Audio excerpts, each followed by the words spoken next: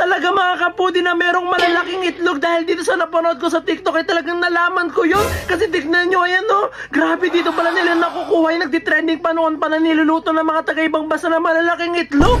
Ayan no, grabe dito pala siya sa ostrich. Gusto ko rin bumili nito, pati gusto ko rin lutuin kung lasa rin ba itong itlog ng mga manok. Ayan no, wow! So ito na, finally nakabili na nga rin tayo ng itlog nga ng ostrich, katulad nga doon sa nakita nga natin sa TikTok na talaga nagulat ako kasi meron pala talagang ganun kalaking itlog. At ito yung nabili ko pa nga sa ibang bansa kasi wala nga akong mabilan at mahanapan dito sa Pilipinas dahil onti nga lang yung ostrich na nandito sa atin, tas hindi pa sila nagtitinda ng itlog kaya sa ibang bansa pa ako nakabili. At finally nandito na nga siya sa amin, so buksan na nga natin to at titignan talaga natin kung literal na malaking itlog nga ito, pati titignan natin kung ano yung lasa niya. So tara, buksan na natin. Excited na ako. Ayan. Hala, ito na. Hala. So nakalagay dito sa kanya ay ostrich egg. Ayan, ostrich egg. Dapat may kasamang ganito. May kasamang martilyo. Ayan, bigat. Ayan. Ito na nga siya. May mga kasama pa. Yan, dito natin ilalagay yung ostrich egg. Ganyan.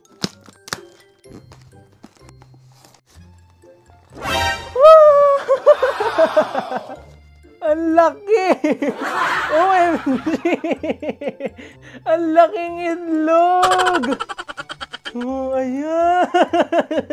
Kaya ano pang hinihintay natin? Lutuin na nga natin to. At gagawin kong luto nga dito ay pritong itlog para talagang malaman natin kung ano ang lasa nito para makakita na nga rin ako ng giant na pritong itlog. So let's go! So dito natin sa ilalim babasagin.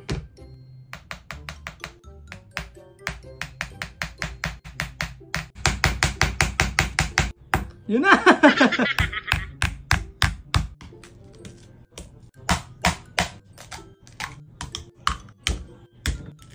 Ayan, ito yung pinakaloob niya. Meron siyang takip po. Ang galing.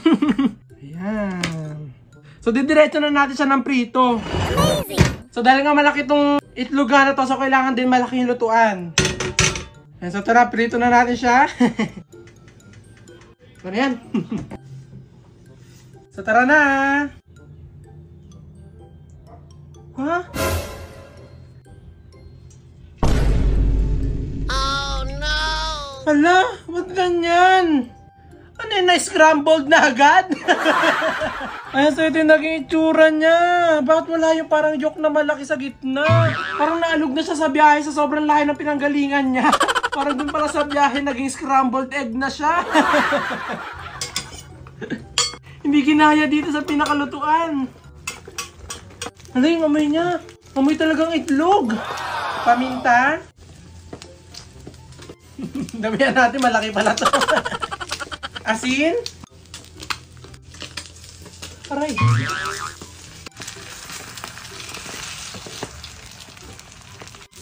Ayan. So hindi talaga siya mabubuo kapag talagang sinape natin siya ng bilog. So gagawin na lang natin, i-scramble na lang natin siya.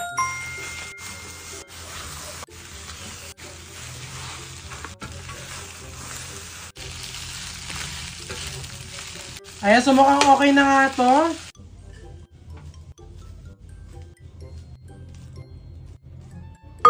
Amazing! Yeah. Ito na!